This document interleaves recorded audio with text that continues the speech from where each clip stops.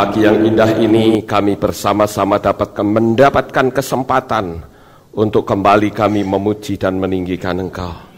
Terima kasih untuk waktu yang indah yang Engkau sudah berikan kepada kami. Biarlah segala pujian, ucapan syukur yang kami naikkan ke hadirat-Mu dapat menyenangkan-Mu. Dan sebentar kami akan mendengarkan renungan firman-Mu. Kuasai hati pikiran kami ya Tuhan, sehingga apa yang kami dengar kami boleh tanamkan di dalam hati kami. Diberikan pula kami kemampuan untuk menjadi pelakunya. Terima kasih Tuhan, kami sambut firman-Mu pada pagi ini di dalam nama Adonai Yeshua HaMashiach, Juru Selamat kami yang ajaib. Amin. Haleluya. Shalom Aleichem. Bapak Yahweh memberkati saudara sekalian. Pada pagi ini, Bapak Ibu Saudara, saya akan menyampaikan satu materi yang saya beri tema Prison of Mind. Prison of Mind atau penjara pikiran.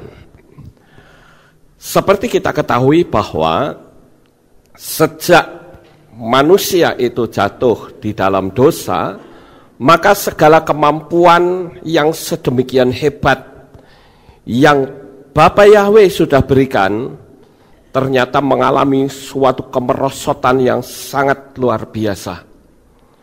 Sampai orang pun kadangkala kalau menghadapi masalah lebih banyak kalahnya daripada menangnya. Nah, untuk itu Bapak Ibu, saya akan mencoba untuk sedikit kita bermain-main. Saya mau minta 3 orang maju. Ada nggak yang mau bantu saya? 3 orang. Saya mau ambil whiteboard dulu.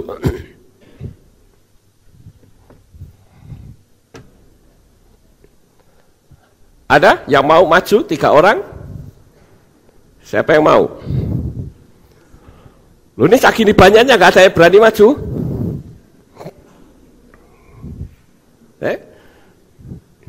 Kamu sudah lihat presentasinya belum? Belum, ya udah maju. Kalau lihat nggak boleh. Ya. Ada lagi? 2 lagi. Ya, 1 lagi. Sekali-kali kita perlu main sini. Perlu main-main, ya. Ada 1 lagi? Mungkin dari angkatan yang tua, siapa yang mau? Bu Gadiono berani maju? Berani, harus berani. Wah, puji Tuhan. 3 orang, ya. Nah, sekarang next caption. Nah, saudara perhatikan perintahnya. Saudara perhatikan perintahnya ya. Silahkan naik Bu. Perhatikan perintahnya ya. Sambungkan titik-titik ini dengan menarik garis sebanyak 4 kali tanpa mengangkat spidolnya. Bisa minta tolong, ini ada yang berani mau megangin? Nah, Jameson dipegangin supaya saya bisa bikin hitam. Pegangin John. Nah, ini ya. 1, 2, 3, 4, 5, 6, 7, 8, 9. Saudara lihat nggak titik-titik ini kelihatan dari belakang? Oke. Siapa yang mau berani duluan? Perhatikan perintahnya. Sambungkan titik-titik ini dengan menarik garis sebanyak 4 kali. Jadi ini ditarik, misalkan ini di sini ya. Tarik, pokoknya enggak boleh angkat spidol. 1, 2, 3, 4. Pokoknya ini enggak boleh ditarik. Dan semua garis ini kena. Maksud enggak? Maksud Ibu? Nah, sekarang dicoba Ibu. Salah? Ya enggak apa-apa, salah. Jangan mengangkat spidol. 1, 2, 3, 4. Masih banyak yang kosong. Lihat ya saudara ya, 4 kali tetapi banyak yang kosong. Ya silahkan kembali ke tempat duduk Bu.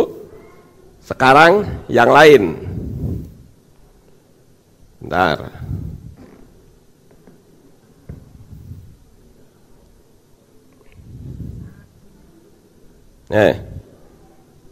Tarik 4 kali tanpa ngangkat. 1, 2, 3, 4. Masih sisa 1. Kembali. Ya.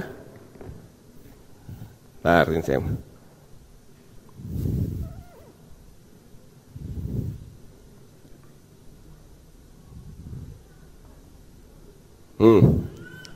Empat kali tanpa mengangkat spidol.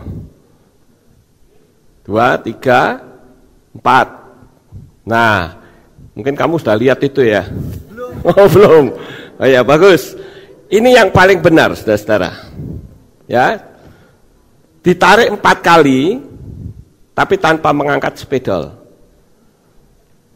Sekarang pertanyaannya, kenapa dari tadi tidak mengambil dari sini? Betul nggak Bapak Ibu? Selalu orang begitu melihat titik-titik ini, dia akan konsentrasi di sini. Paham? Padahal perintahnya itu hanya untuk menarik garis supaya semua. Nah, jadi tidak ada perintah yang melarang untuk menarik garis dari luar ini. Paham? Ini yang saya sebut penjara pikiran. Ya, jadi penjara pikiran itu adalah orang yang terfokus pada setiap kata-kata di mana dia tidak bisa mengembangkan pandangan lebih luas. Sampai di sini paham Bapak Ibu? Nah, nanti saya akan bikin permainan lagi ya, silahkan bawa kembali Son. Ya, next. Coba lihat ini, 1, 2, 3. Itu ya, mungkin saudara akan protes, kok garisnya dari luar? Jawabannya adalah siapa yang melarang bikin garis dari luar? Yang bikin aturan itu adalah pikiran kita. Kenapa banyak problem, banyak masalah yang tidak bisa diselesaikan? Karena dia menggunakan logika, menggunakan pikiran. Saya berkali-kali memberitahu kepada orang tentang saat dia menghadapi satu tantangan yang ternyata dia tidak bisa menyelesaikan, padahal katanya dia sudah mempraktekkan apa yang saya ajarkan. Ini kok suaranya kecil sekali ya? Bisa dibesarin enggak? Grade-nya besar enggak? Ya, supaya lebih jelas, agak dibesarin dikit. Nah, Bapak Ibu yang terkasih, beberapa waktu yang lalu ada seseorang yang WhatsApp saya.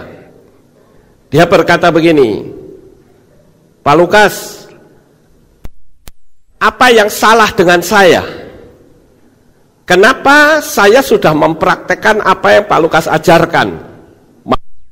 Sudah kan, mati-mati, money magnet sudah, kemudian kata-kata yang berkuasa juga sudah, dan apa yang Pak Lukas sampaikan sudah saya praktekkan semua. Tapi kenapa kok tidak ada hasil? Wah, saya agak pusing juga saudara-saudara. Oleh karena itu, menyelesaikan hal ini, saya sedikit bertanya kepada dia, saya konseling. Kamu sudah bermeditasi? Sudah. Hasilnya? Ya itu yang saya ngalami kegagalan di meditasinya. Oke, itu satu. Terus yang kedua, kamu merekayasa enggak? Dia jujur katakan, nah ini yang jadi kegagalan saya. Di dalam kita mendapatkan atau membutuhkan mujizat, terkadang pikiran kita yang memasukkan kebesaran Bapa Yahweh ke dalam pikiran kita. Paham Bapak Ibu? Jadi apapun yang dia sudah lakukan, pikirannya ikut kerja. Dia katakan begini, kira-kira nanti siapa ya yang akan dipakai Tuhan untuk bisa mengangkat hidup saya? Itu berarti sudah memasukkan kebesaran kekuasaan Tuhan ke dalam kehidupan kita. Paham Bapak Ibu? Jadi perkara siapa yang akan dipakai Tuhan, itu urusannya siapa? Urusannya siapa? Urusannya Bapa Yahweh, urusannya Tuhan. Ngapain kita ikut-ikutan? Saya katakan Anda punya visi dan impian, itu bagus. Visi dan impian itu yang Anda pikirkan itu hanya ujungnya, final destination-nya. Tetapi kalau saudara itu berpikir siapa yang akan dipakai, maka otak akan merekayasa. Oh mungkin si A, oh mungkin si B, oh mungkin si C. Tapi padahal Tuhan akan memakai si Z. Akhirnya nyampe enggak? Enggak akan nyampe. Nah ini yang saya sebut penjara pikiran itu di situ, saudara-saudara. Jangan sampai kita berkata, ya kan manusia diberi logika, jalanlah lo dengan logika. Karena yang namanya logika, itu posisinya lebih di bawah dari alam supranatural. Apa yang kita pelajari di dalam kitab suci kita, itu kadangkala nggak masuk logika. Yesua jalan di atas air, apakah itu logika? Tidak. Yesua menghentikan angin badai hanya dengan ucapan, apakah itu logika? Tidak. Kalau Anda berpikir secara logika, nggak akan jadi. Artinya begini, saudara-saudara. Jika kita berhadapan dengan satu masalah yang tidak bisa dipikir dengan logika, ya jangan pikir logika. Anda punya masalah yang besar, logika Anda tidak masuk. Kenapa pakai logika? Kan jadi semakin kecil kemampuannya. Berarti saudara itu memenjara hidup saudara dengan pikiran. Padahal Tuhan punya rencana yang sangat besar untuk menyelesaikan masalah saudara. Kira-kira sampai di sini saudara bisa paham? Oke, kita lanjut. Nah, saya ingin cerita saudara-saudara. Pada suatu hari ada sebuah pesta dengan lampu yang gemerlap sedemikian luar biasa, dan pesta itu rame. Ya, di sana sini lampu gemerlapan. Ada juga yang sedang mengambil makanan, ada juga yang membaca. Nah, dalam pesta yang sangat meriah itu, tiba-tiba lampunya mati, saudara. Tetapi anehnya, pesta itu tidak terjadi kekacauan. Biasanya kalau lampu mati, wah orang pasti akan kacau. Sekarang pertanyaannya, kenapa kok nggak terjadi kekacauan? Seolah-olah nggak ada apa-apa. Ada yang bisa jawab?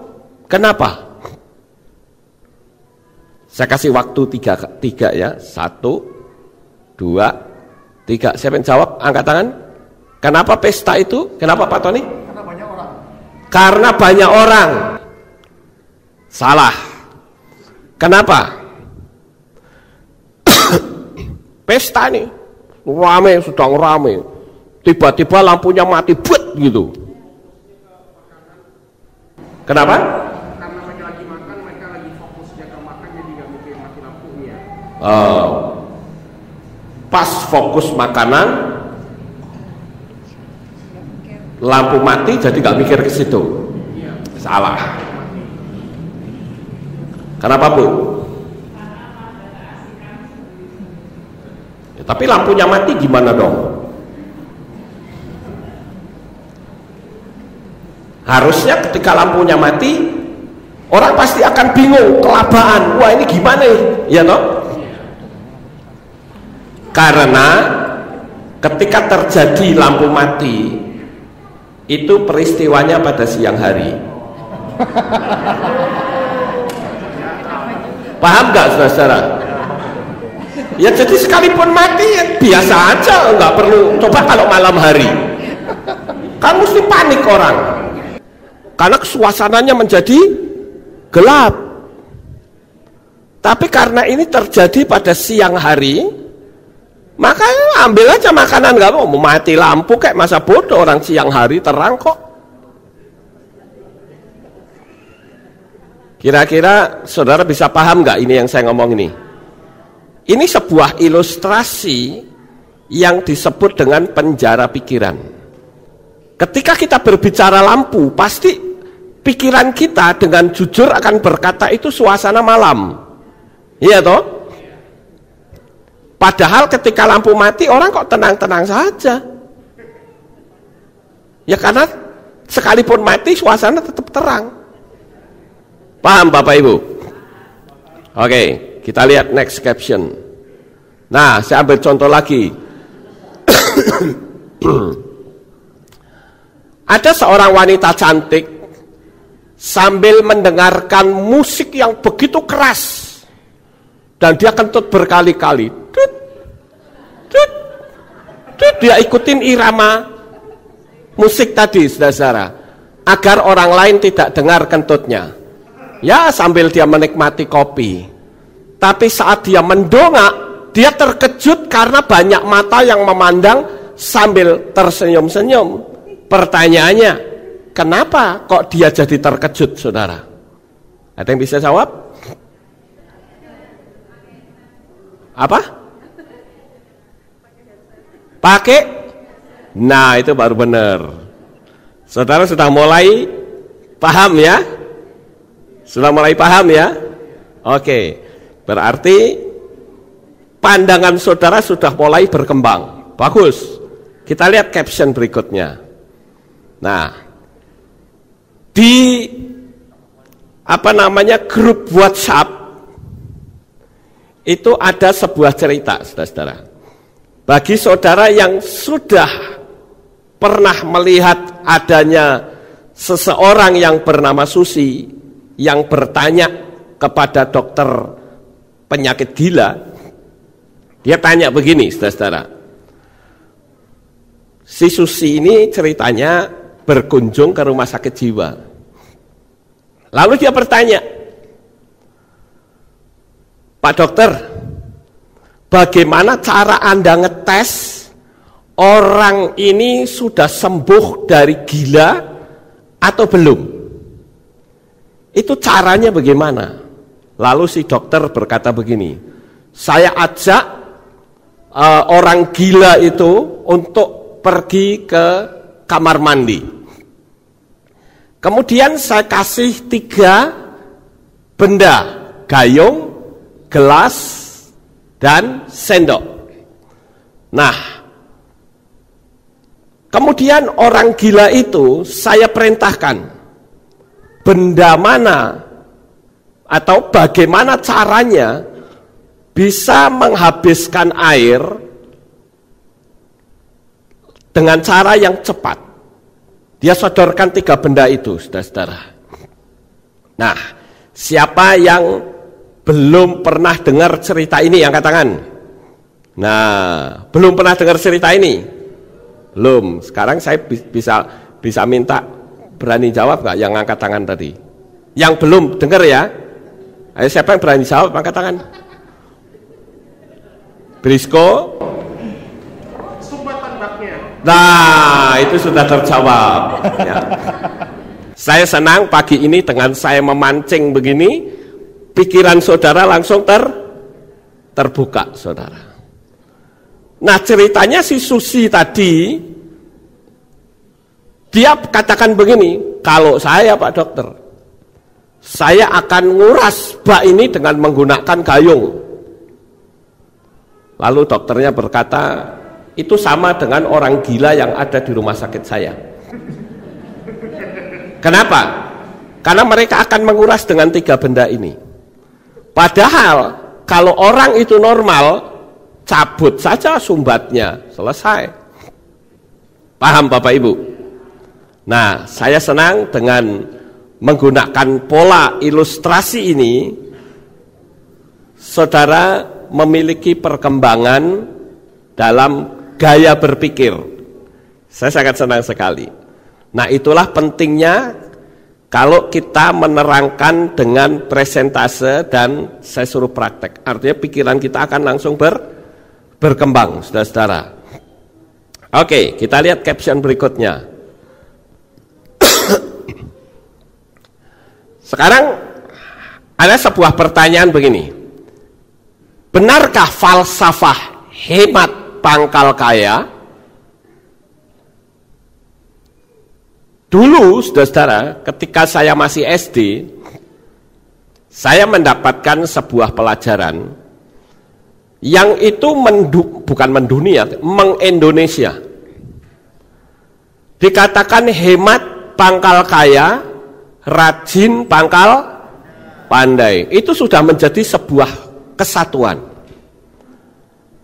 Nah, rupa-rupanya kalau saya perhatikan Bapak Ibu, kata hemat pangkal kaya ini ternyata kalau saya perhatikan dari kitab suci kita ini, kitab Amsal atau Mislei pasal 11 ayat 24, itu nggak cocok. Kenapa? Karena di kitab Mislei katakan apa? Ada orang yang menyebar harta tapi bertambah kaya. Ini nggak nyambung, saudara-saudara. Tapi orang yang benar-benar berhemat malah kekurangan. Sekarang yang terjadi justru yang ini, saudara. Hemat pangkal kaya, benar-benar hemat, tapi kekurangan terus. Sampai di sini paham, Bapak Ibu? Lalu yang salah di mana kalau begitu? Kita nggak usah munafik. Semua orang butuh duit. Amin. Ya. Kenapa? Karena dengan kita punya uang, kita bisa melakukan banyak hal. Kalau saya banyak uang, saya bisa pelayanan di berbagai kota dan di berbagai pulau, bahkan di berbagai negara, tanpa saya membebani orang yang mengundang saya. Dengan saya punya uang, saya juga bisa bantu orang-orang susah. Dengan banyak uang, saya bisa membuktikan bahwa firman Tuhan itu ya dan amin. Karena apa? Karena Yesua berkata bahwa pencuri datang hanya untuk mencuri, membunuh, dan membinasakan, tetapi aku datang supaya mereka memiliki hidup dan memilikinya di dalam segala kelimpahan.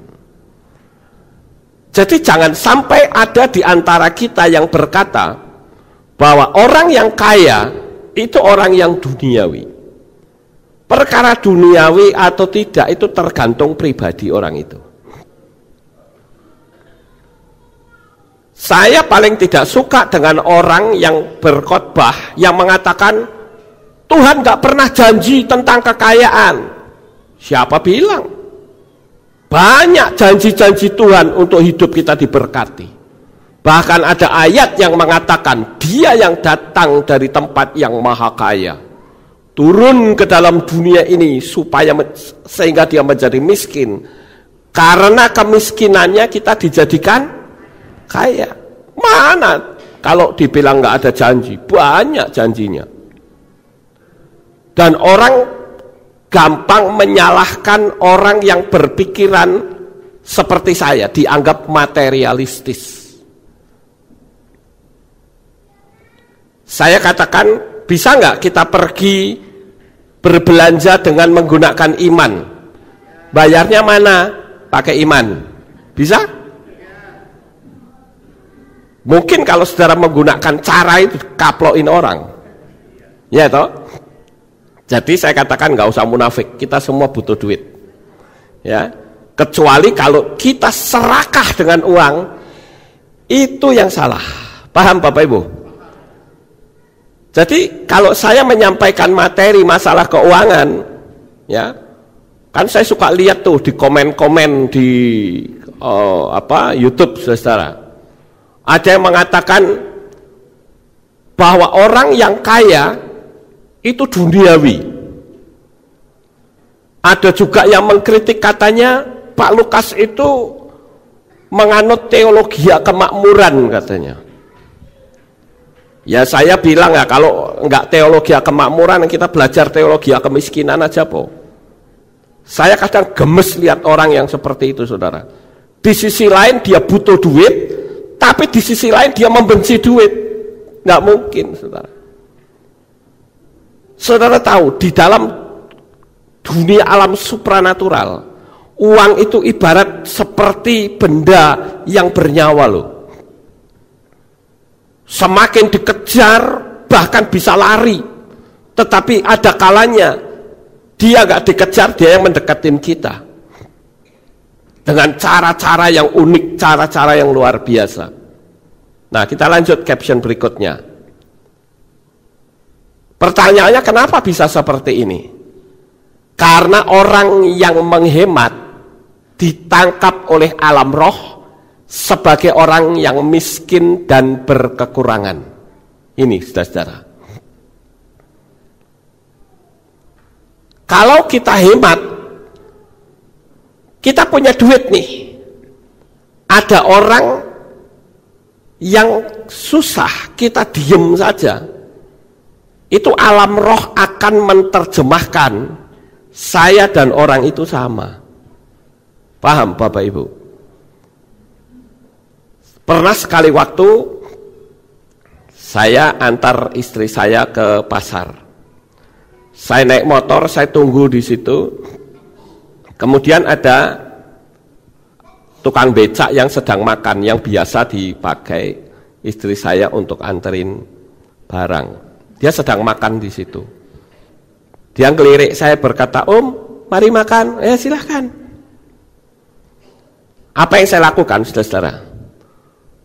Saya datangi penjualnya, saya BCI, tak bayari saya, nggak usah dia. Ya kan makannya sudah hampir habis, saudara. Jadi pada waktu dia mau bayar, orang yang bilang, "Sudah dibayar bapak ini." Wah, dia senengnya luar biasa, saudara. Itu secara alam supranatural saya memberkati orang. Secara alam roh saya diterjemahkan sebagai orang yang lebih kaya daripada orang yang makan itu. Paham Bapak Ibu? Kita lihat caption berikutnya. Nah, sekarang saya mau cerita tentang nenek saya, saudara-saudara. Nenek saya ini orangnya unik, saudara-saudara. Saya dulu sempat berpikir, ini emak saya ini kok boros amat ya dengan duit. Sempat saya bertanya, "Mak, kok emak ini boros banget sama duit, kenapa?" Saya menegur dia karena, saudara-saudara, pada waktu itu kadang berapa 3 hari atau 4 hari sekali itu ada tukang sate yang datang. Nah, tukang satenya ini pinter, saudara.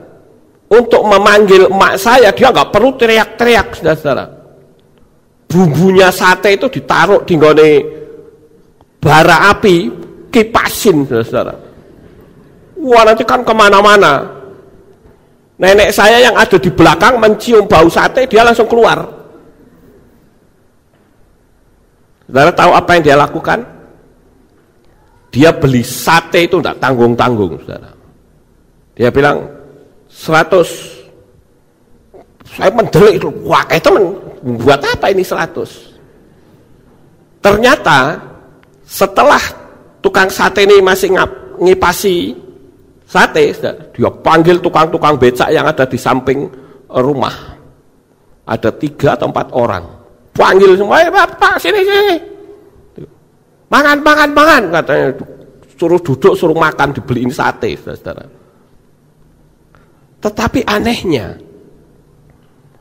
nenek saya ini sampai punya sabuk emas, ya, punya giwang, punya macam-macam, emas-emasnya banyak, saudara. Dan saya sempat bertanya kenapa kok sedemikian boros.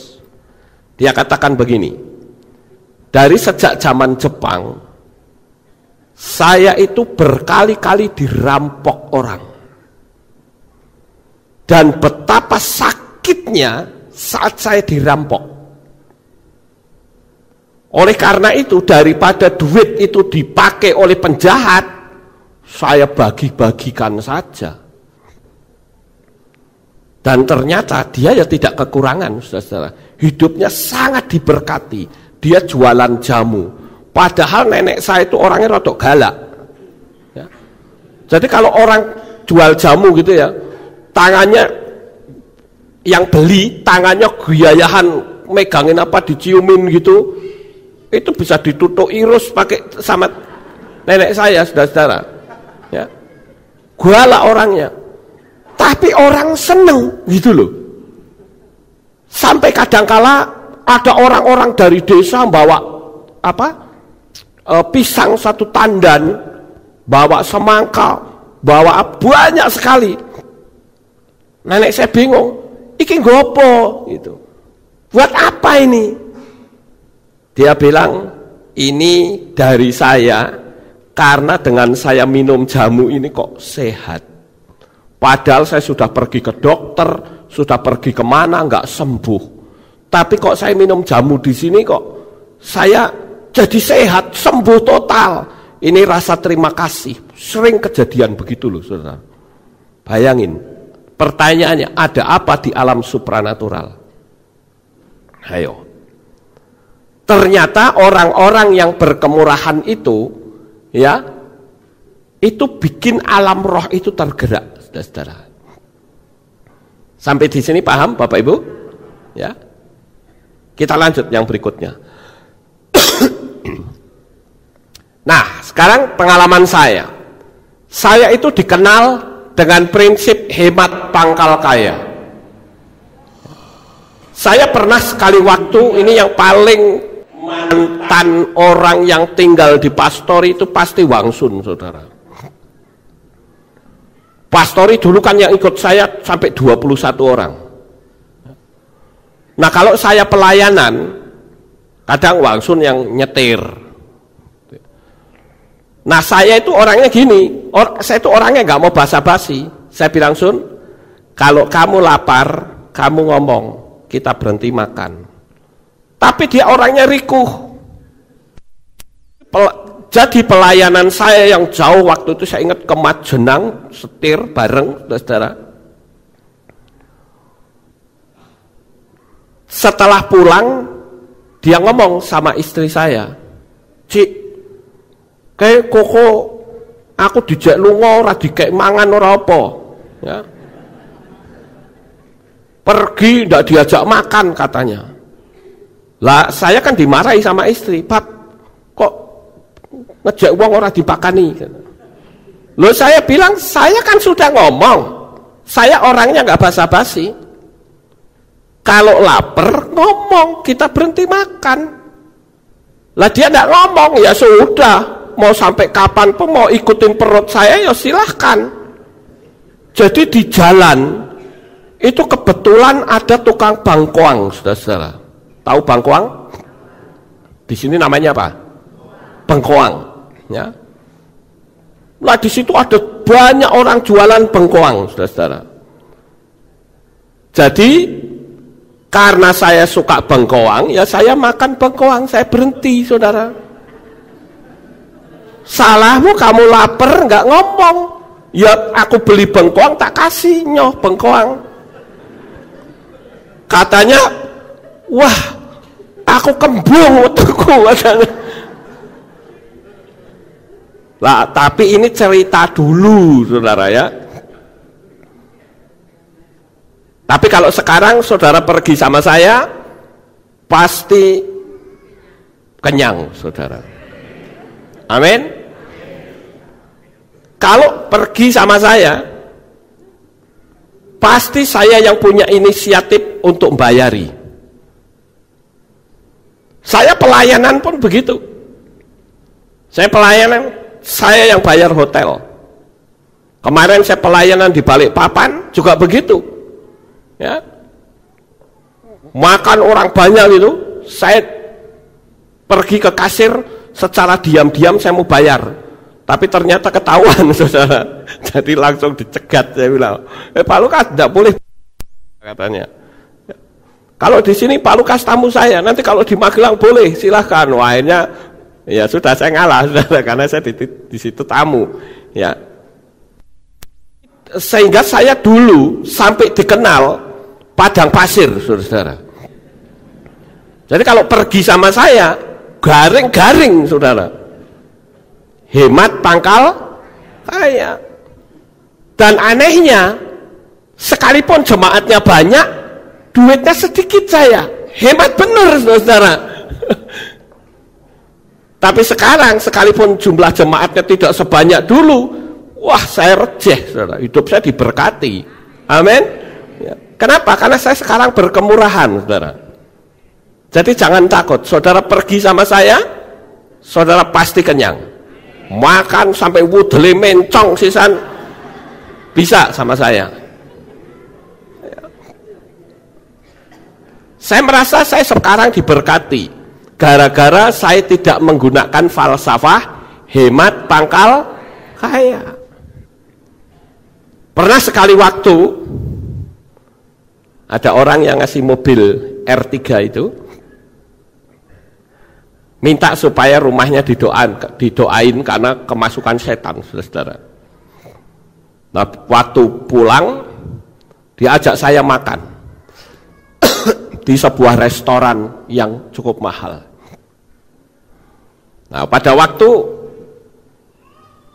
pelayan sudah datang, saya langsung ngomong, Pak, Bapak mau nggak kalau hidup saya diberkati oleh Tuhan? Oh, saya senang sekali kalau Pak Lukas hidupnya diberkati. Nah, saya katakan hidup saya diberkati, jadi makanan ini saya yang bayar. Wah, melotot dia saudara, mendelik dia. Dia berpikir, tuasan aku ngejek nang restoran mahal, Pak Lukas yang mau bayar, gimana nih? Saya bilang nggak usah pusing. Saya katakan saya lebih diberkati dari Bapak. Amin, amin, amin katanya saudara. Nah, ini salah satu cara saya mematahkan juga alam supranatural. Paham Bapak Ibu? Ya, kita lihat caption berikutnya. Nah, perhatikan ya, keikhlasan dalam memberi itu yang akan memiliki dampak datangnya berkat Tuhan. Ingat, saya pagi ini sedang berbicara tentang penjara pikiran. Saya ingin kita di hari ini pikiran kita terbuka, enggak terpenjara dengan falsafah-falsafah yang bertentangan dengan firman Tuhan. Salah satu di antaranya adalah hemat pangkal kaya. Itu bertentangan loh dengan kitab Amsal tadi, ya saudara. Jadi kalau saya ngomong bertentangan, saudara nggak boleh protes, karena di kitab Mislei tadi kan ada. Jadi kalau saudara protes ya silahkan dicoret itu ayatnya. Ya. Ada orang yang menebar harta semakin bertambah banyak, ya semakin bertambah kaya. Ini keikhlasan dalam memberi itu akan memiliki dampak datangnya berkat Tuhan. Ini yang kuncinya di sini. Keikhlasan. Ketika saudara membayari orang makan, yang ada di hati saudara itu apa? Apakah saudara membayari supaya hidup saudara diberkati? Tidak. Harusnya ketika saudara itu memberi, yang pertama adalah beri dengan ikhlas, dengan rela, tanpa ada beban. Itu kuncinya di situ, saudara-saudara. Dan pada waktu saudara memberi, ngajak makan atau apa, di pikiran saudara harus ada pikiran begini, aku lebih kaya dari kamu. Paham Bapak Ibu? Sudah ikhlas, pikiran saudara aku lebih kaya, secara alam roh ditangkap enggak? Kita ditangkap, ya. Nah, ini berkaitan dengan pengumuman nama donatur. Saya ambil ilustrasi begini saudara ya. Ini sangat berbahaya bagi yang menerima. Biasanya kalau seseorang mau memberi orang lain, itu biasanya yang ingin ditonjolkan apa? Namanya, betul sekali. Namanya akan ditonjolkan, saudara-saudara. Kenapa harus namanya ditonjolkan? Karena secara alam roh itu berkat yang dari Tuhan itu diselewengkan. Bahaya loh saudara.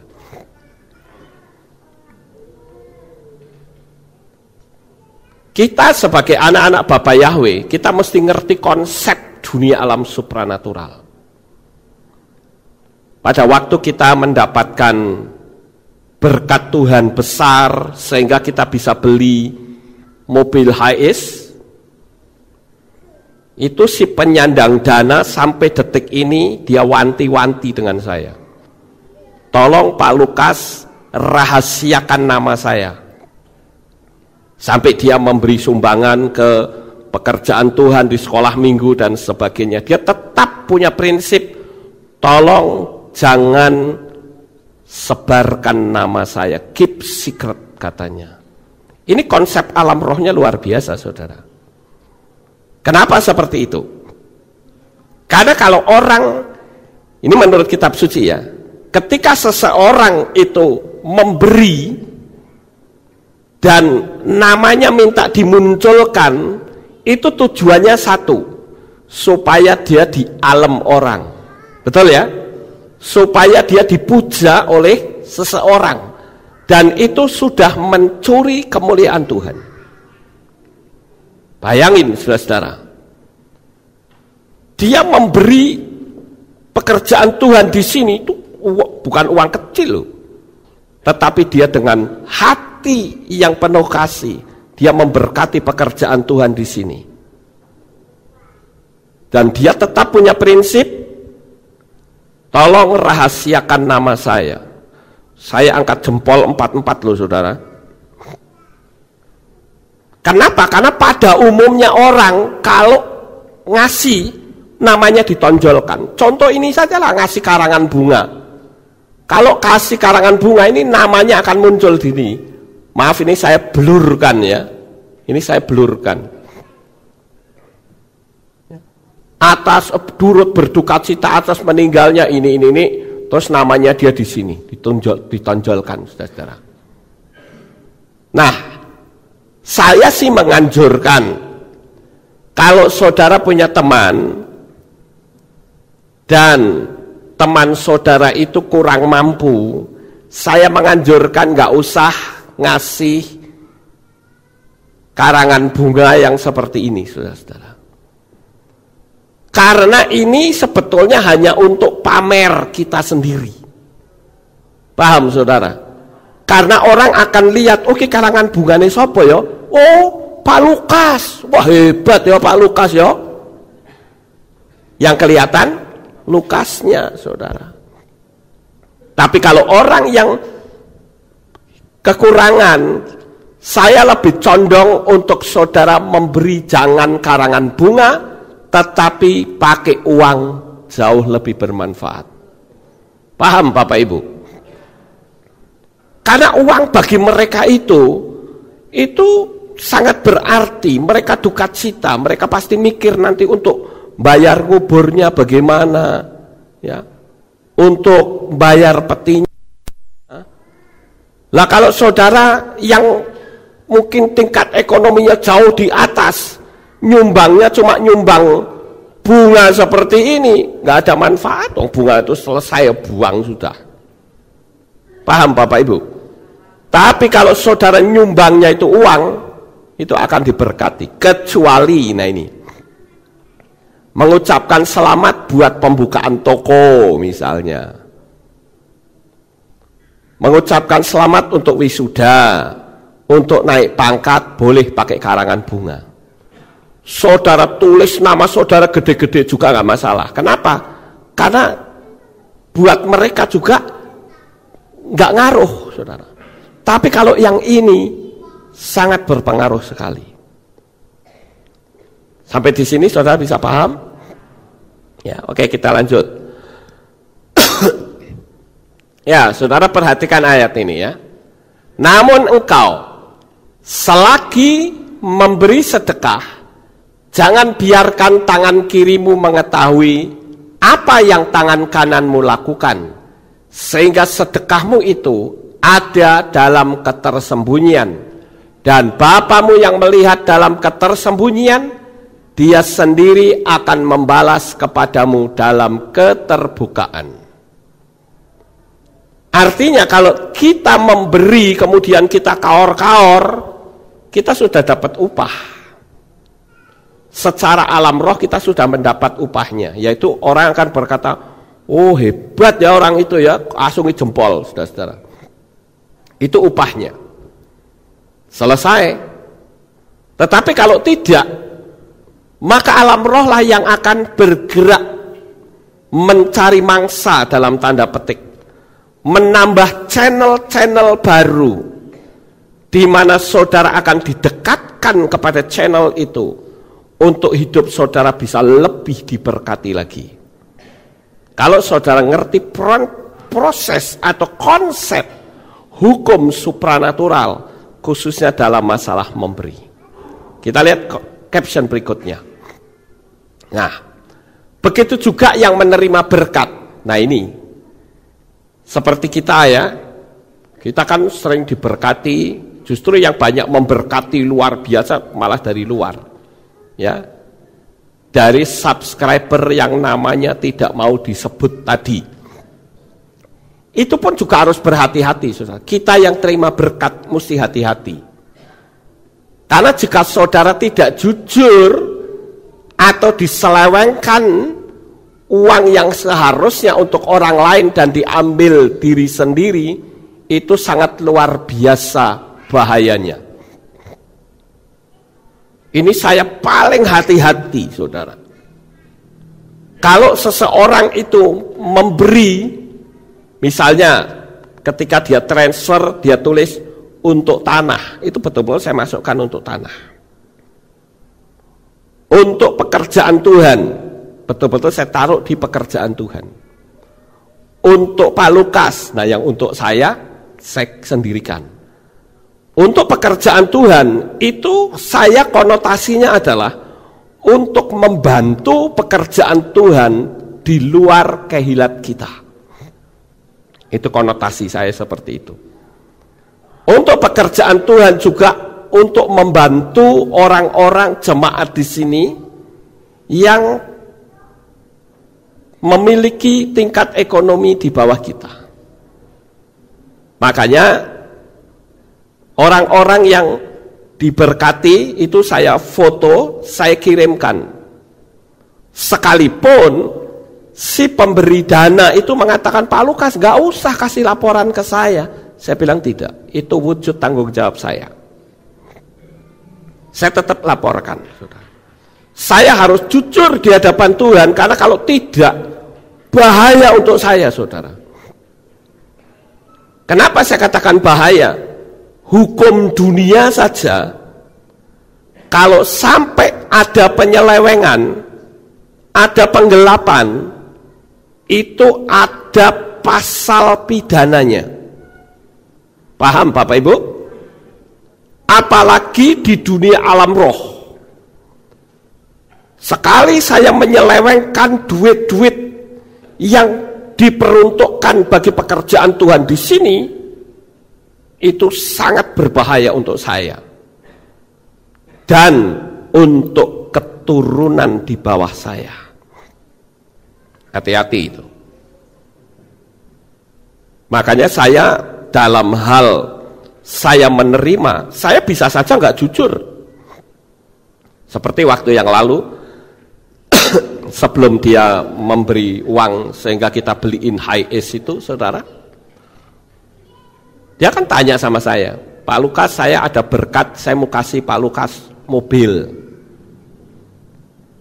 Saya bilang, saya sudah punya mobil, tapi kalau ngasih, bagaimana kalau ngasih mobil untuk kehilat? Karena kita baru jual mobil coklat itu, sudah kayak orang kena kosta, ya, sudah pating ceromplong, nggak karu-karuan, apalagi mobil itu kalau saya nyetir, pasti ngajak tukaran, saudara.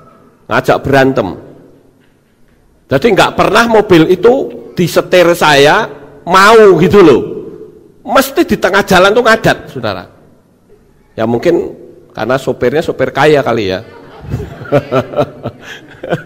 Ya. Jadi nggak mau mobil-mobil yang keropos begitu, saya jengkel terus terang ya. Ini mobil dipakai untuk angkut jenazah kan, waktu yang lalu. Selalu kalau saya pakai pasti ngajak bertengkar di jalan. Ada aja, mogok terus. Saya bilang udah, aku nggak mau lah bersahabat dengan mobil ini, kita jual aja. Baru kita jual, ya. Dan tiba-tiba ada orang ngomong, saya mau kasih mobil untuk Pak Lukas. Saya bilang saya sudah punya mobil. Bagaimana kalau ngasih ke kehilat saja? Lalu dia kirim uang.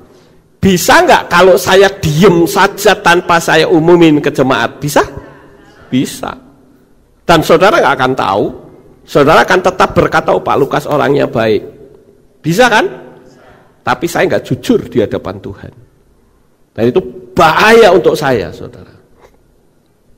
Dan saya umumkan, ya kan? Dan kita dapat high ace akhirnya setelah kita rapatkan. Dan pemberi dana itu pun juga sampai hari masih kirim dana untuk pembelian tanah di belakang. Tapi karena yang di belakang ini jualnya baru separuh, ya saya bilang nggak mau. Jual semua baru saya beli. Jadi kita tinggal tunggu waktu Tuhan saja, saudara-saudara. Tapi di sini saya perlu tunjukkan kejujuran. Apalagi mohon maaf banyak sekali orang yang kalau dengan pendeta itu jadi nyinyir karena banyak yang nggak jujur. Masalah keuangan. Selalu saja ada hal-hal yang ngaco. Tapi saya ingin memperbaiki citra pendeta. Itu harus jujur dalam masalah keuangan. Sampai di sini paham Bapak Ibu? Ya, ini kita mesti berhati-hati. Nah, saudara yang terkasih, kenapa saya katakan ada penjara pikiran tadi? Itu yang saya sebut dengan lack of consciousness. Kurangnya kesadaran. Kalau saudara membaca di dalam kitab Romea pasal 13 ayat 1 sampai 2 atau Roma, dikatakan begini, biarlah setiap jiwa tunduk kepada otoritas yang mengatasinya, sebab tidak ada otoritas kecuali dari Elohim, dan otoritas yang ada adalah yang telah ditetapkan oleh Elohim. Maka dari itu, orang yang melawan kepada otoritas, ia menentang pada ketetapan Elohim. Dan mereka yang menentang akan menerima hukuman atas dirinya sendiri. Jadi secara dunia alam supranatural, saudara, perjalanan hidup kita, kalau kita ikutin gaya hidup pikiran kita akan lebih banyak gagal. Karena Tuhan itu bekerja secara sistemik. Sekali lagi, Tuhan itu bekerja secara sistemik. Kenapa tadi saya katakan banyak orang yang hidupnya sampai sekarang itu selalu bermasalah dengan keuangan. Masalah kemiskinan menurut saya itu adalah masalah sosial. Jika kota yang penduduknya miskin pasti kota itu akan rawan dengan kejahatan. Betul tidak Bapak Ibu? Pasti akan rawan. Ya. Di dalam kitab Tehillim pasal 34 ayat 7 dikatakan, orang miskin itu berseru dan Yahweh mendengarkannya dan menyelamatkannya keluar dari segala kesukaran. Kata miskin ada kata sukar. Makanya kalau saudara itu orang yang berpandangan seperti saya, yang tidak anti dengan kekayaan, maka saudara pasti akan bisa kaya. Tapi kalau saudara yang mendengarkan firman Tuhan yang saya sampaikan ini, saudara anggap kekayaan itu adalah duniawi, sampai kapanpun saudara tidak akan pernah menjadi kaya.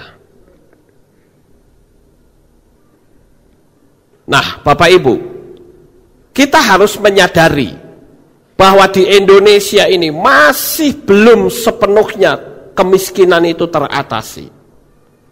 Saya melihat ada keluarga 12 jiwa di kampung Pasir Pari di desa Tasikmalaya, itu saking miskinnya sampai dia makan tiap hari pakai kulit singkong. Saudara bisa lihat di YouTube, saya dapat data ini dari YouTube, saudara. Bahkan dia sempat masuk berita, tapi saya bersyukur sekarang sudah ditangani oleh pemerintah. Ya, saya senang dengan pemerintah sekarang. Begitu ada kemiskinan yang mengerikan, langsung begitu ada laporan ditanggapi. Bagus ya. Ada juga orang yang saking miskinnya sampai makan nasi aking. Ada yang hidup di dalam kandang kambing. Kemudian ada juga yang tidak punya rumah yang layak. Pertanyaannya sekarang, pakai pertanyaan realistis, di manakah Tuhan itu? Apakah benar Tuhan itu cuma berpangku tangan dan Tuhan itu tidak memberi pertolongan, sementara janjinya tadi di kitab Tehillim dikatakan orang miskin itu berseru dan Yahweh mendengarkannya. Maka saya katakan, jikalau ada orang bertanya karena saking miskinnya, dia berseru, Tuhan, sebetulnya engkau ada di mana? Jika benar engkau ada, kenapa engkau diam? Di mana janji-janjimu? Kenapa begitu banyak orang yang mengalami problem keuangan? Padahal orangnya baik, orangnya ramah, dan suka menolong. Nah, Bapak Ibu yang terkasih, pertanyaannya, kalau saya berbicara hal ini, apakah kita lingkupnya menjadi sempit? Tidak, saudara. Karena kalau saudara mau mengembangkan ucapan saya, tidak akan sempit. Artinya kata uang saudara bisa ganti dengan kesehatan, bisa ganti dengan kebahagiaan, bisa ganti kemampuan dan sebagainya. Dan saya katakan, uang bukanlah musuh spiritual, tapi sebaliknya, uang adalah melengkapi spiritual. Orang yang katanya spiritualnya tinggi, kalau dia tidak punya uang, dia susah atau tidak hidupnya? Susah, tetap susah. Coba seorang petapa lah yang katanya spiritualnya tinggi, atau seorang pendeta yang terkenal, yang spiritualnya tinggi, tapi nggak pegang duit, saudara. Naik mobil pergi ke pompa bensin, begitu sudah diisi, orang bilang, kamu kenal saya nggak? Kenal. Ya, saya bayar pakai iman ya. Kaploi orang saya, saudara. Jadi seterkenal apapun, kalau kita tidak punya duit, kita akan bermasalah, saudara. Jadi persoalan keuangan yang dialami seseorang itu bukan karena persoalan skill, melainkan persoalan problem kesadaran. Maka tadi saya katakan itu ada kaitannya dengan apa yang saya sebut lack of consciousness, kekurangan kesadaran. Pikiran kita itu terpenjara, saudara-saudara. Jadi kita harus menyadari bahwa kalau kita berbicara tentang uang, itu bukan berarti materi kita menjadi semakin sempit, tidak. Tetapi kata uang saudara bisa terjemahkan dengan kesehatan. Saudara bisa terjemahkan dengan skill atau kemampuan saudara. Atau saudara bisa kembangkan dengan kebahagiaan dan sebagainya. Sekarang ya jadi pertanyaan, kenapa begitu banyak bantuan pemerintah kepada orang miskin? Kenapa masih tetap miskin? Ada masalah apa itu? Sekali lagi, karena adanya penjara pikiran. Memang orang miskin itu banyak sekali penyebabnya. Bisa saja malas berikhtiar atau berusaha untuk mencari peluang pekerjaan. Karena dia malas, ya sudah. Dia tetap menjadi sahabat kemiskinan. Atau dia miskin karena memang tidak pandai berbisnis. Dia miskin karena kurang pergaulan. Dia miskin karena tidak punya keterampilan. Dia miskin karena memiliki mental ketergantungan. Nah itu yang penting, saudara-saudara. Tetapi kalau saya tambahkan lagi kemiskinan itu karena apa? Masih banyak, saudara. Tetapi sekarang penyebab alam roh adalah ada dua. Yang pertama adalah karena adanya kutuk keturunan. Mungkin sering dikutuki oleh suami atau orang lain, dan kita tidak pernah menutup kutuk itu, sehingga hidup kita itu miskin terus, saudara. Dan yang kedua adalah kurangnya kesadaran atau lack of consciousness.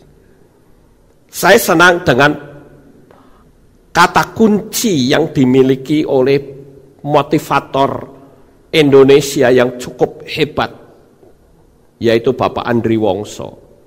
Dia katakan, success is my right. Ya. Kesuksesan itu hak saya. Jadi saudara hari ini pun harus berani berkata bahwa kesuksesan itu hak saya. Amin. Ya. Saya ambil contoh ya. Biasanya nih di dalam gereja-gereja pada umumnya itu jemaat dengan gembala, kalau gembalanya ngomong, jemaat cuma diem gitu ya. Udah mukanya berkerut, diem gini. Pendetanya ngomong sesuatu yang hebat pun dia diem gitu. Orang Jawa bilang motone menterong ora weruh gong, saudara. Muatannya mendelik tapi dia nggak lihat gong, saudara.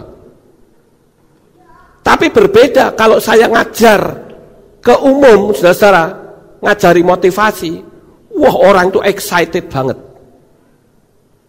Kenapa orang di luar sana bisa excited, kalau di dalam gereja kok nggak ada excited? Karena dia sudah terpaku, terdoktrin, saudara. Cuma diam begini. Maka di kehilat saya nggak mau seperti itu. Saudara harus meresponi apa yang saya sampaikan. Amin. Saudara nggak meresponi, alam roh itu ketutup. Misalnya saya berkata begini, saudara, saat ini adalah saatnya di mana Bapa yang memberkati hidup. Amin. Itu saudara nggak punya respon. Artinya apa? Ucapan itu tidak diambil oleh saudara.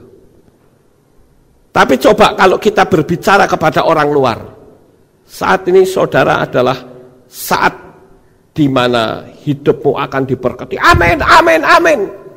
Aminnya sampai berkali-kali. Kenapa di gereja Anda diem? Karena dia sudah terindoktrinasi. Jadi hanya satu arah. Kalau di sini saya nggak mau, makanya saudara tadi saya ajak sedikit main-main untuk membuka pikiran saudara. Paham Bapak Ibu? Ya. Nah, oleh karena itu sekarang pertanyaannya adalah, pemerintah yang sudah memberikan bantuan yang sedemikian banyak, kok orang tetap miskin? Jadi bukan pemerintahnya yang salah, tetapi kesadaran akan siapa diri kita, itu yang penting. Pertanyaannya begini saudara, saya akan ajak saudara untuk masuk kepada yang saya kasih tanda petik next level, atau level berikutnya yang lebih tinggi. Ketika saudara mengalami kesulitan keuangan, apa yang ada di dalam pikiran saudara? Yang ada di pikiran saudara, cari utangan.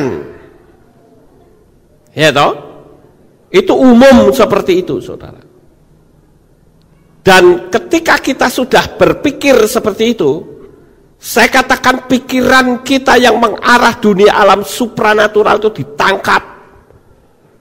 Dan saudara akan diterjemahkan sebagai orang miskin. Nggak akan pernah bisa naik tingkat ekonomi saudara. Saya tunjukkan kenapa sampai saya bisa melewati ini. Karena saya berani masuk kepada yang disebut next level. Sekali lagi, saya berani berbicara seperti ini karena sudah melewati dan saya berhasil melalui titik terendah yang sebenarnya kita justru berada di puncak titik menuju ke next level. Sekali lagi perhatikan saudara, saya berani bicara seperti ini karena saya sudah melewati dan saya berhasil melalui titik terendah yang sebenarnya kita berada di puncak titik menuju next level. Maksud titik rendah itu bagaimana? Yang saya maksud titik rendah adalah saya berani pasang badan. Saudara melihat Lukas Sutrisno itu kan taunya sekarang, saudara. Tapi kalau saudara lihat Lukas zaman dulu di gereja lama, itu di gereja lama itu sudah ada 3 pendeta yang menggembalakan di sana, guling semua, nggak ada yang tahan, saudara. Di gereja lama saya memiliki satu sikap. Saya mengambil keputusan dalam posisi sesulit apapun ekonomi saya tidak akan pernah meminta kepada manusia dengan cara apapun. Sampai saya ingat betul, saudara, waktu Elis saya sekolahkan di SDKI. Waktu itu uang saya kalau tidak salah cuma kurang 10.000 rupiah. Saya nggak punya uang loh. Pada zaman itu kan 10.000 cukup besar, saudara. Ya. Begitu saya daftarkan, saya berkata begini, saya kurang 10.000. Saya bilang, ini saya kurang 10.000 dan saya memang tidak ada uang. Kalau boleh, saya bayar nanti kalau ada uang. Kalau tidak boleh, ya anak saya nggak akan saya sekolahkan di sini. Itu resiko, saudara. Dan apa yang terjadi? Kepala sekolah, nggak apa-apa Pak Pendeta, nggak masalah. Sampai akhirnya Eli sekolah di situ. Bayangkan, saudara. Itu yang saya katakan titik terendah. Saya jujur, saudara, sesuatu yang paling saya ingat ketika Elis saya ajak jalan-jalan ke Jalan Pemuda itu di depan Toko Nasional, dia berhenti ngeliatin boneka. Itu yang bikin hati saya terenyuh luar biasa. Dia berhenti, Elis, sebentar papi, Elis mau lihat boneka, Elis nggak minta, nggak, cuma lihat aja. Aduh saudara, waduh luar biasa loh penderitaan batin saya. Lang kok ke boneka orang di duit coba. Tapi saya pantang untuk minta kepada siapapun. Maka saya berani kaor-kaor di Kehilat ini. Siapa jemaat yang tak mintain duit, saudara? Tidak pernah ada. Itu yang saya sebut, sekalipun saya ada di titik level paling rendah, itu sebetulnya saya sudah berada di puncak level untuk masuk ke level berikutnya, di mana saya akan melakukan breakthrough, terobosan. Saya katakan, aku wani gelundungane, ya tak gelundung wis sisan. Nah kalau justru kita ngedan gitu, nekat mati malah nggak mati-mati, saudara. Tapi kalau orang yang takut mati malah cepat mati. Ini yang saya sebut dengan level terendah, itu mencapai titik pada masuk ke level yang berikutnya. Amin, Bapak Ibu. Saya nggak peduli, saya nggak punya duit, mau beli sabun saja saya tidak punya. Sampai hari ini menjadi sebuah kenangan indah untuk saya. Ayo, siapa di sini yang pernah sabunan pakai super busa, angkat tangan. Ayo, ada di sini? Saya bersyukur saudara nggak pernah ngalami. Saudara pingin ngalami, piye to sakjane Pak Lukas lek khotbah bilang mandi pakai super busa, beliau super busa, saudara. Kosokan itu pakai sabun super busa, ya. Nanti saudara akan ngalami sensasi. Loh, kenapa saudara ketawa? Ya, ada sensasinya, saudara. Nanti begitu sudah sabunan, oh wangi, digerujukin masih enak. Tapi 5 menit kemudian sensasi mulai muncul. Badannya mulai puateng celekit, saudara. Kayak digigit semut, ya. Ya, saudara cukup dengar cerita saja. Kalau mau coba ya enggak apa-apa. Belajar Pak Lukas bohong atau tidak, silakan coba. Beli super busa. Kosokan pakai super busa. Ya. Nanti waktu mandi enggak apa-apa, enggak kerasa. Tapi 5 menit kemudian setelah tubuh saudara dikeringkan, sensasinya muncul. Puating celekit kayak digigit semut, saudara. Tapi begitu digaruk, panas. Gatel, digaruk, panas. Rasanya kayak apa? Cukup saya saja yang ngalami dulu. Saudara nggak usah ngalami. Amin? Karena saya percaya hidup saudara itu justru jauh semakin diberkati. Amen. Dari hari ke hari. Haleluya. Ya. Nah itu sebabnya, saudara-saudara, itu yang saya sebut dengan wani gelundungannya, berada di posisi di bawah, tapi sebetulnya kita sudah ada di puncak level untuk masuk berikutnya. Sampai saya katakan, saya nggak peduli apapun yang terjadi, saya pantang minta kepada jemaat. Kalau saya harus mati, biarlah saya mati. Oh, nggak mati-mati, saudara. Saya ingat dulu waktu nenek istri saya sakit, untuk pulang nggak punya ongkos, saya nggak pulang, apapun resikonya. Itu prinsip, saudara. Sampai akhirnya istri saya nangis jerit-jerit karena lihat neneknya yang menunggu kami ternyata pulang duluan. Itu sebuah resiko. Nah, kalau kita sudah ada di posisi seperti ini, nekat, wani gelundungannya, saudara, itu sama seperti kita ada di level berikutnya. Artinya apa?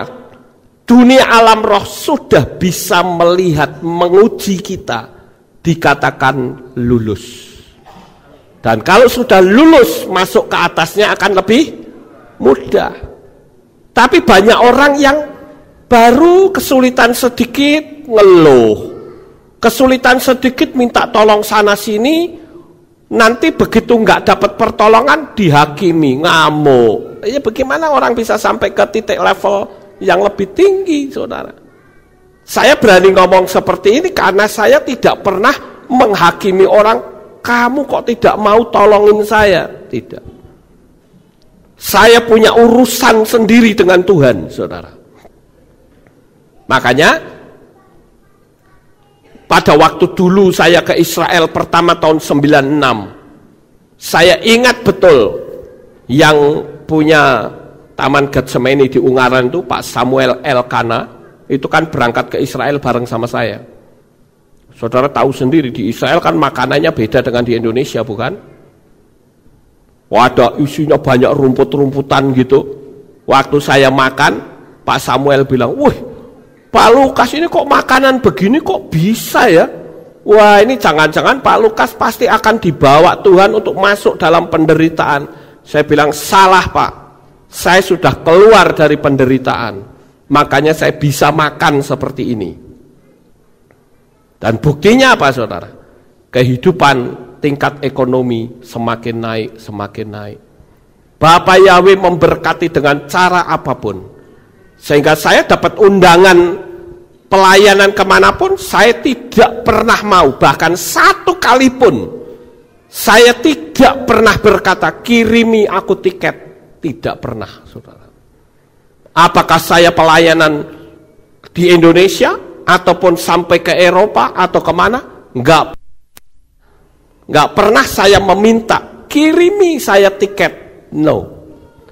Orang undang saya, tunggu di situ, saya pasti nyampe. Dan prinsip ini saya pegang sampai hari ini. Itu sebabnya, kalau saudara ada dalam posisi seperti ini, artinya pikiranmu tidak dipenjara, saudara. Kehidupanmu akan bebas. Jangan sampai kita bebas, tapi pikiran kita terpenjara. Bagaimana hidup saudara bisa diberkati? Oleh karena itu, saudara, sekali lagi, kalau saya bicara seperti ini, saudara kembangkan sendiri. Ya, saudara bisa kembangkan sendiri untuk pengetahuan. Tetapi dengan sendirinya pasti ada harga yang harus dibayar. Saudara ingin punya pengetahuan lebih, banyak belajar. Amin. Ya. Ya saya pun begitu, saudara. Saya sadar saya unggah video-video saya di YouTube, berarti saya berani bersaing dengan orang-orang yang titelnya banyak, saudara.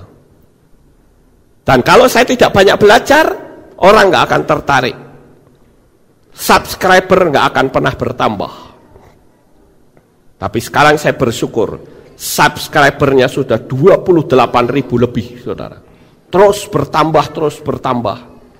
Dan video saya banyak memberkati orang, sehingga banyak orang yang tadinya nggak pernah tertarik soal baptisan pembaharuan juga akhirnya mereka tertarik. Nah, pagi hari ini sekali lagi melalui materi saya percaya saudara keluar dari sini, saudara juga keluar dari penjara, dan hidup saudara itu penuh dengan berkat dan mujizat Tuhan. Sukses besar untuk saudara. Bapak Yahweh memberkati. Haleluya.